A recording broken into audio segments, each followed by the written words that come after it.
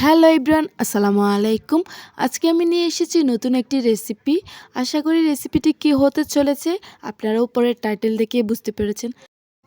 তাও আমি একবার বলে দিই, রেসিপিটা হচ্ছে রুই মাছের মটরশুঁটি। আর এই রুই মাছের মটরশুঁটি করতে কি কি উপকরণ লাগে চলুন দেখে নিই।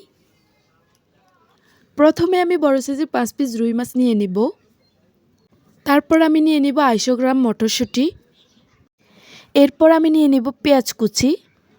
এরপর আমি বড় সাইজের একটি আলু কুচি করে নিয়েছি। এরপর নিয়েছি হাফ কাপ টমেটো কুচি এবং নিয়ে নিয়েছি ধনিয়া পাতা। এরপর নিব হলুদের গুঁড়া, মরিচের গুঁড়া, জিরার গুঁড়া, ধনিয়ার গুঁড়া এবং রসুন। এরপর আমি লবণ এবং হলুদ দিয়ে মাছগুলো মেখে নেব এবং মাখা শেষ হলে 5 মিনিটের জন্য রেখে দিব। তারপর আমি মাছগুলোকে ভেজে নিব।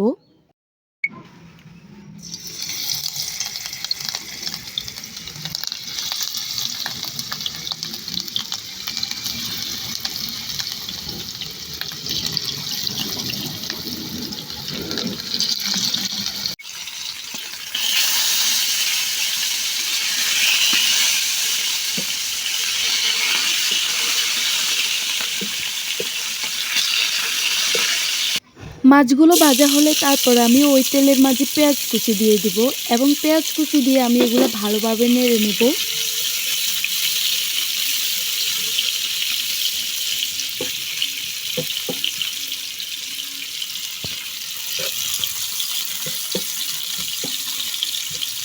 এরপর নিয়ে রাখা মশলাগুলো দিয়ে দিব।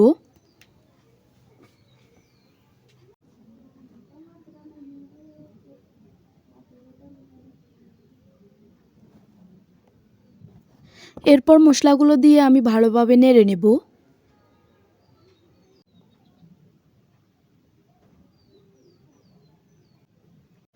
এরপর আমি দিয়ে দিব পরিমাণ মতন লবণ।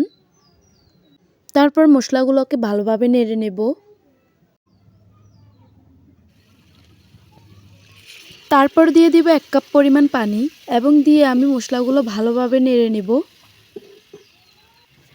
এরপর আমি মশলাগুলো কষানোর জন্য ডেকে দিব।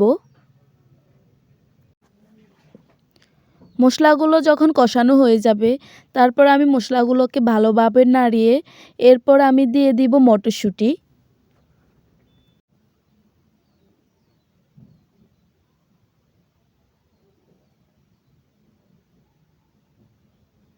তারপরে দিয়ে দিব কেটে রাখা আলুগুলা, দিয়ে এগুলা ভালোভাবে আমি নেড়ে নিব।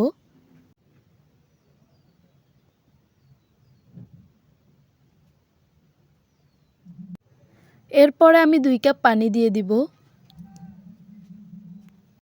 এরপর আমি চুলার লো হিটে দিয়ে ঢাকনা দিয়ে ঢেকে রাখব।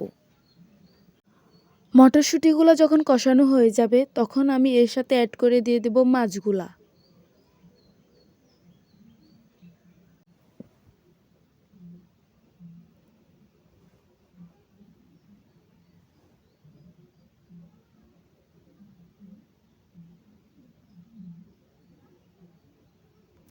এরপর আমি দিয়ে দিব টমেটো কুচি এবং দিয়ে দিব কাঁচামরিচ। এরপর আমি ঢাকনা দিয়ে ঢেকে রাখব। কিছুক্ষণ পরে হয়ে আসলে আমি এর সাথে ধনিয়া পাতা দিয়ে দিব।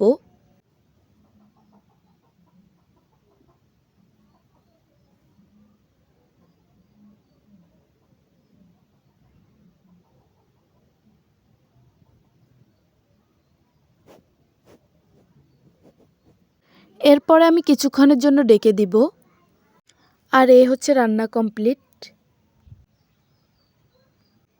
এরকম নতুন নতুন ভিডিও পেতে বেশি বেশি করে কমেন্ট করবেন এবং আমার ভিডিও ভালো লাগলে লাইক, কমেন্ট, শেয়ার করে পাশে থাকবেন। সবাই ভালো থাকবেন। আল্লাহ হাফেজ।